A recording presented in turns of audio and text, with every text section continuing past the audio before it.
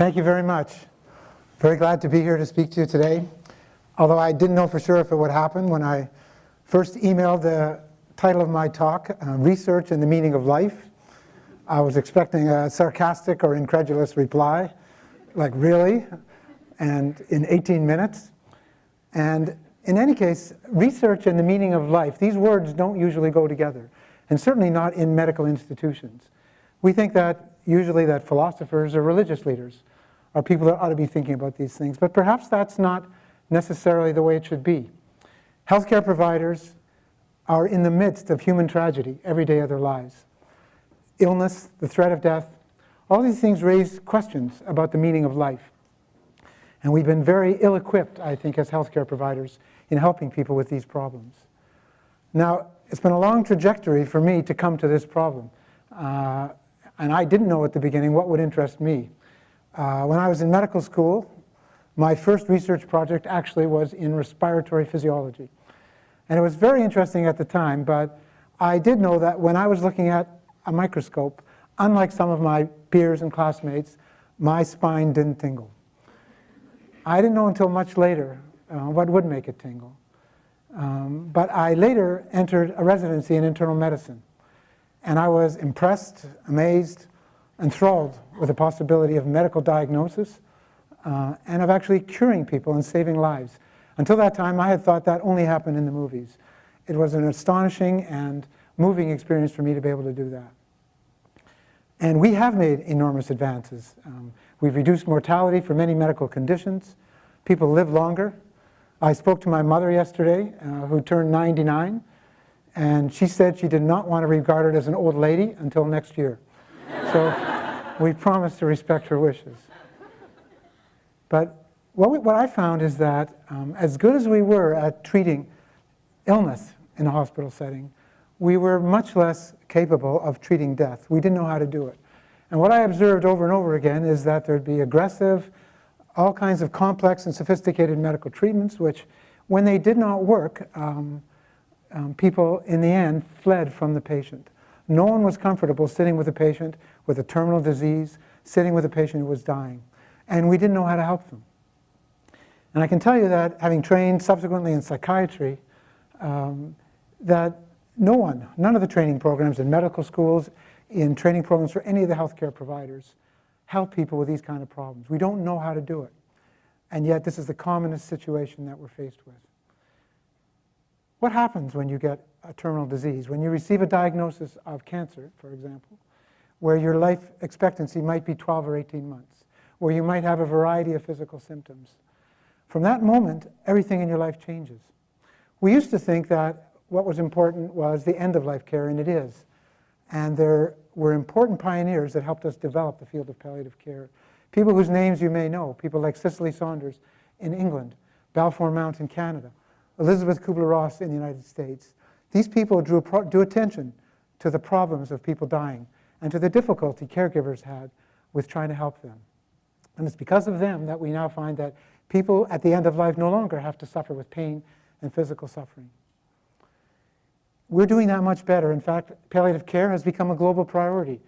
The United Nations has proclaimed palliative care a basic human right, and it's now on the healthcare agenda of most developed and developing nations. But working now in a cancer center as I do, what we find is that the trauma of cancer does not simply occur at the end of life. It begins at the time of diagnosis. The first casualty of cancer is a blow to the spirit. There's in fact a large epidemiological study which showed that in the first week after the diagnosis of a serious cancer, the suicide rate goes up 12-fold. Why are these people taking their lives? There is a heroic view of this, or a romantic view. This is rational suicide. But in fact, I think most of these people in this situation, it's fear, it's terror. It's the fear of dependency. It's the fear of vulnerability. It's the fear of suffering. We're not very good at helping those people. So we watched this over and over again and began to think about what we can do to help. Irvin Yalom, who's written a lot about existential problems, talks about staring into the sun, this phenomenon of facing these major life problems. People with advanced disease don't stare into the sun because they want to. They stare into the sun because they can't help not do that. Reality forces it upon themselves. So we began to think, what can we do to help people with this problem who are facing actually a predictable set of issues?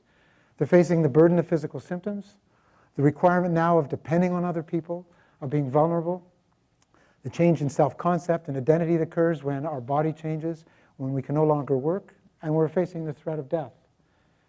Now, we turn to the field of psychotherapy. In fact, most people think that for therapy to be deep, it must be long. People near the end of life don't have time to become long-term patients in psychotherapy. We need ways to help them that's brief, that's practical, that can be implemented in a cancer setting. Now, in order to do this, in order to attend to the psychological problems of cancer, we need also to attend to the physical symptoms. Our hospital, the Princess Margaret Cancer Center, developed a program of early palliative care led by Camilla Zimmerman. So we felt confident that the physical symptoms were being well addressed. But we weren't so sure about the rest, about the psychological suffering that people were experiencing. And we began to meet with people. Many people think that you should not raise these issues with cancer patients, that it will disturb them or will upset them. In fact, I saw a couple recently, a woman with an advanced disease who said she did not want to burden her husband with these worries about the future. He said the same thing. He had not wanted to burden her with these problems.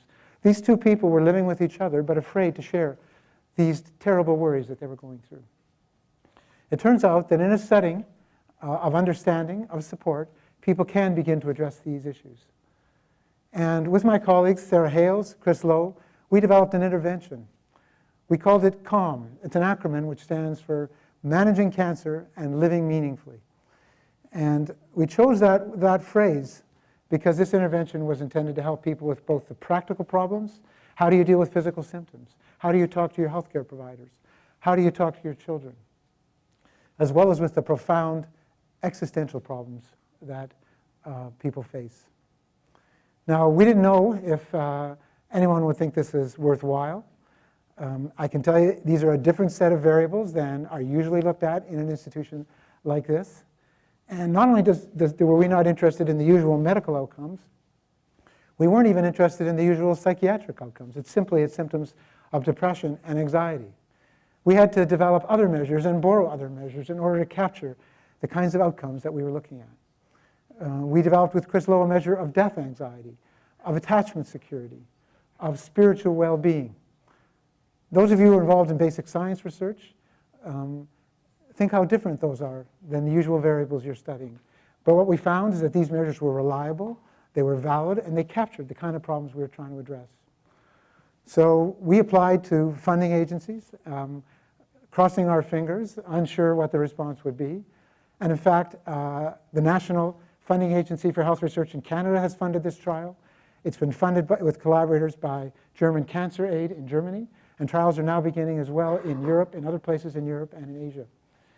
And I think the reason that it's attracted interest is it captures what everyone knows to be true, that these are the fundamental problems. The other thing we're doing with this intervention is that we're trying to capture those people who wouldn't necessarily have thought to seek out psychological help, those people who don't know about these kind of resources, those people like you and I who would be facing the trauma of illness and the terribly disruptive changes in life that occurred. So we're beginning to treat and talk about existential issues with people who would have never had an avenue to do this. Now, one of the things we wondered about was, would this be redundant in a healthcare setting? Because actually patients in a comprehensive cancer center see many healthcare providers. They see nurses, they see doctors, they see physiotherapists, they see radiotherapy technicians. But what we found is that so many of these interactions were task-oriented, that people were assessing symptoms, were making a diagnosis, were helping with important practical problems, as our social workers do. What we found is there wasn't reflective space. There wasn't an opportunity for people to stand back and to think about what are the goals of care and what is happening to, what is the meaning in my life, and how can I find meaning in my life in the present. You know, when I trained, people thought that patients were required to either accept or deny the fact of their illness and the fate that awaited them. And those that weren't accepting it were somehow encouraged to do so. We found, however, that human beings don't operate in that way. Human beings don't either accept or deny problems.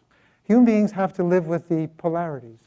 And our job with people who have advanced disease is to help them hold what we've called double awareness. that you can simultaneously face the problems of advanced disease, of mortality, of dependency, the threat to the meaning of your life, and hold on to joy and pleasure and meaning in life. This double awareness. And that was the goal of our intervention. Many people who walked in the door thought our goal was to confront them with something, to make them feel bad, which it wasn't. Our goal was to help them process the intense affects, the disturbing emotions that were evoked by the situations, so that they can then move on and enjoy their lives and find meaning in the present in their lives. And by the way, human beings are probably unique in the universe to be able to do that, to be able to contemplate the meaning of life and to find meaning in life while also facing the problem of mortality. So we began this trial. We recruited and trained a group of therapists, and we began recruiting in the clinics. And we found people were interested. People wanted to talk about these problems. People had felt terrified, overwhelmed with the problems they were facing. And the opportunity to have this reflective space was appealing. Now, in the world of psychotherapy, 6 sessions, which is what we propose, is a drop in the bucket. In the world of cancer, it's a very long intervention. We don't do this. We haven't trained people to do this, and we don't train people to treat the existential problems that patients face. So we've begun with 6 sessions to try to find meaning in life. And our results have been very encouraging. People found that the death anxiety which they were experiencing had calmed. People found that they could talk to their family, they could talk to their children. They felt more confident in the support that they might have. And they were able to plan and look ahead to what the future might hold for them. So these preliminary results were very encouraging. And we're beginning and continuing the trial. It's been a challenging experiment. And for those of you who are looking for a difficult problem, I would suggest that doing research in a vulnerable population with advanced disease, in whom there's many internic events, is one of the most challenging things one can do.